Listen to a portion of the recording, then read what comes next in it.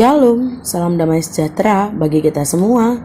Kita mengucap syukur hari ini kita sama-sama diberikan kesempatan oleh Tuhan sama-sama mengikuti perpulungan jabu-jabu kita. Sebelum kita mendengarkan firman Tuhan yang jadi renungan kita pada hari ini sebagai bahan PJJ tanggal 23 sampai 29 Januari 2022, mari kita bersatu di dalam doa, kita berdoa. Bapa yang baik, kami mengucap syukur untuk segala anugerah-Mu dalam kehidupan kami. Engkau memberikan kami kesehatan, Engkau berikan kami kekuatan, Engkau berikan kami kerinduan untuk bersama-sama mendengarkan firman-Mu, mengikuti PJJ kami pada minggu ini. Biarlah Tuhan Roh Kudus-Mu boleh memampukan kami pada saat ini menerima firman-Mu, mengerti akan firman-Mu, terlebih-lebih firman-Mu ini boleh mengubahkan kehidupan kami menjadi lebih baik lagi. Biarlah Tuhan mampukan kami untuk mempersiapkan diri kami juga menyampaikan firman-Mu kepada setiap umat-Mu. Dalam nama Yesus kami berdoa. Amin.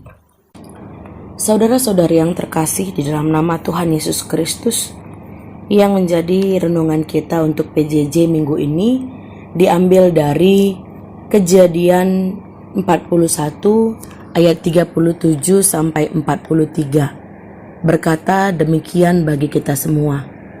Yusuf di Mesir sebagai penguasa. Usul itu dipandang baik oleh Fir'aun dan oleh semua pegawainya. Lalu berkatalah Fir'aun kepada para pegawainya, "Mungkinkah kita mendapat orang seperti ini, seorang yang penuh dengan roh Allah?" Kata Fir'aun kepada Yusuf, "Oleh karena Allah telah memberitahukan semuanya ini kepadamu, tidakkah ada orang yang demikian berakal budi dan bijaksana seperti engkau? Engkaulah menjadi kuasa atas istanaku, dan kepada perintahmu seluruh rakyatku akan taat. Hanya tahta inilah kelebihanku daripadamu." Selanjutnya Fir'aun berkata kepada Yusuf, "Dengan ini aku melantik engkau menjadi kuasa atas seluruh tanah Mesir." Sesudah itu Fir'aun menanggalkan cincin materainya dari jarinya dan mengenakannya pada jari Yusuf. Dipakeikannyalah kepada Yusuf pakaian daripada kain halus dan digantungkannya kalung emas pada lehernya. Lalu Fir'aun menyuruh menaikkan Yusuf dalam keretanya yang kedua, dan berserulah orang di hadapan Yusuf, "Hormat!" Demikianlah Yusuf dilantik oleh Fir'aun menjadi kuasa atas seluruh tanah Mesir. Amin. Sedemikian jauh firman Tuhan yang menjadi renungan kita pada PJJ minggu ini. Saudara-saudari yang terkasih di dalam nama Tuhan Yesus Kristus, tentu saudara-saudari terkasih mengingat seseorang polisi bernama Bribtu Norman Kamaru yang pada tahun 2011 di bulan April sangat menghebohkan Indonesia karena ia mendadak terkenal. Saat itu Bribtu Norman Kamaru bernyanyi dalam dunia maya.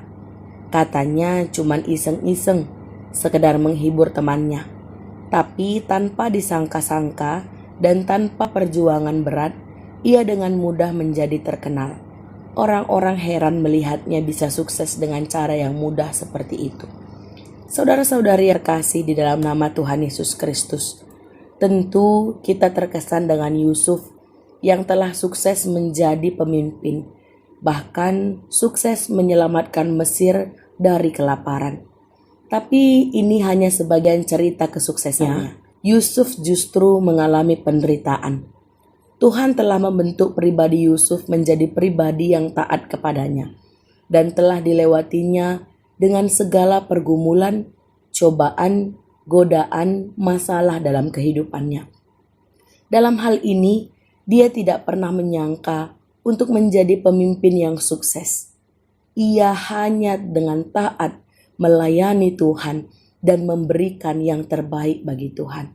Saudara-saudari yang terkasih, kita ingat ketika ia dibenci oleh saudara-saudaranya, ketika ia dilemparkan ke dalam sumur, ketika ia dijual kepada orang Midian dan Potifar, ketika ia justru digoda oleh istri Potifar, dan justru ia dituduh mempermainkan istri Potifar. Ia dimasukkan ke dalam penjara, yang akhirnya membawa dia menjadi seorang pemimpin. Allah telah mengubah kutuk yang ia terima menjadi berkat bagi dia dan seluruh umat manusia.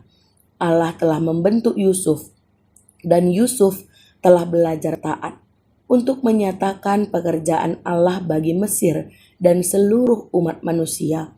Yusuf telah jauh pergi dari rumah bapaknya. Ia menanggung banyak penderitaan dan cobaan. Yusuf sendiri mengatakan, Allah telah membuat aku lupa sama sekali kepada kesukaranku dan kepada rumah bapakku.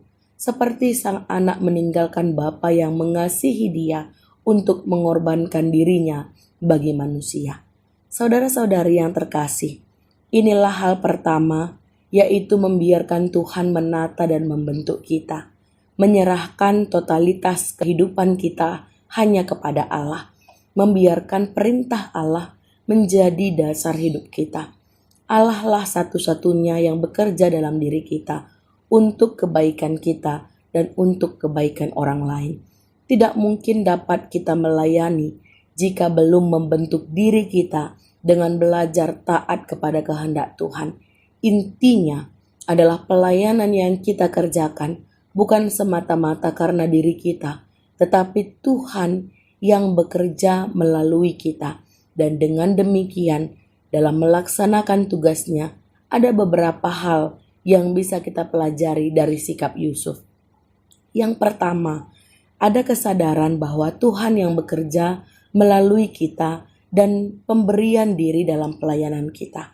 Inilah hal pertama yang telah dijelaskan, yaitu kesadaran bahwa Tuhanlah yang menuntun kita selama ini dalam melaksanakan pelayanan kita.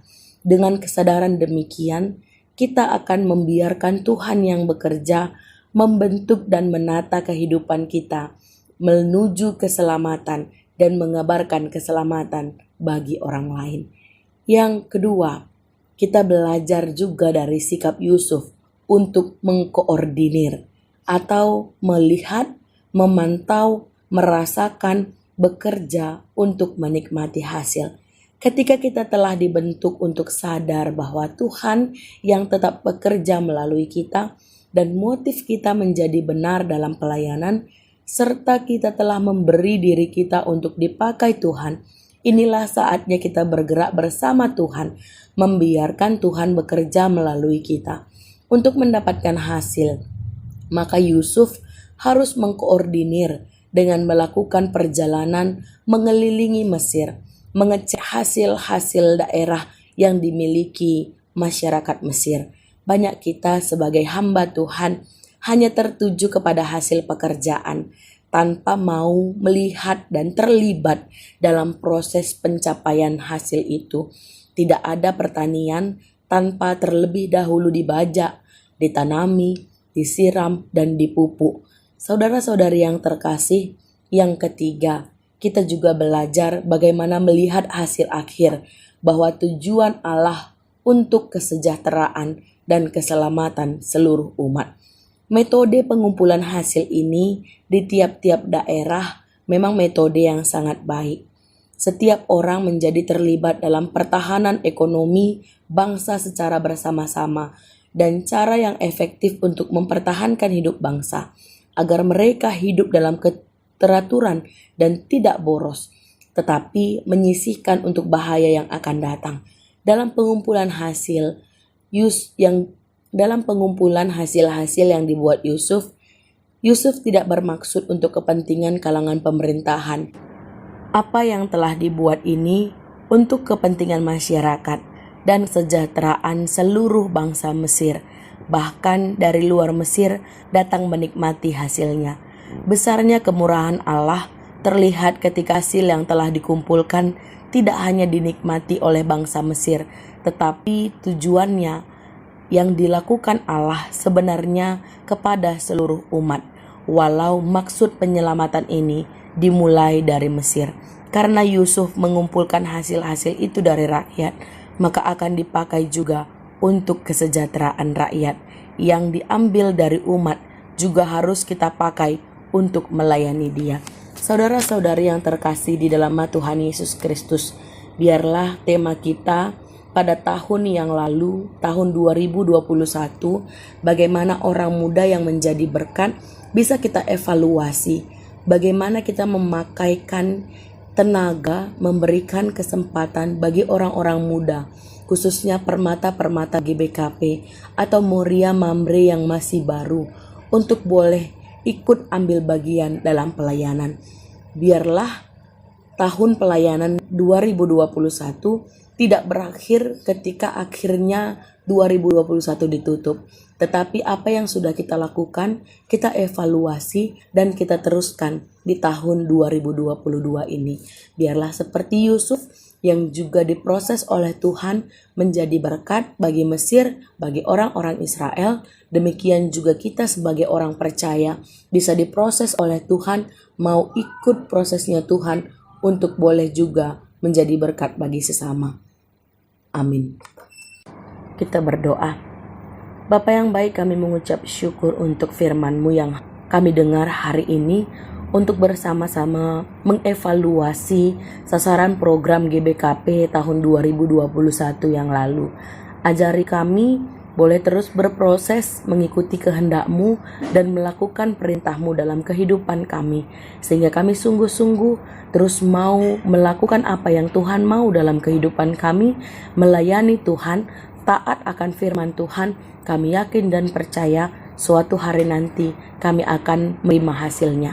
Di dalam nama Yesus Kristus kami berdoa dan mengucap syukur. Amin.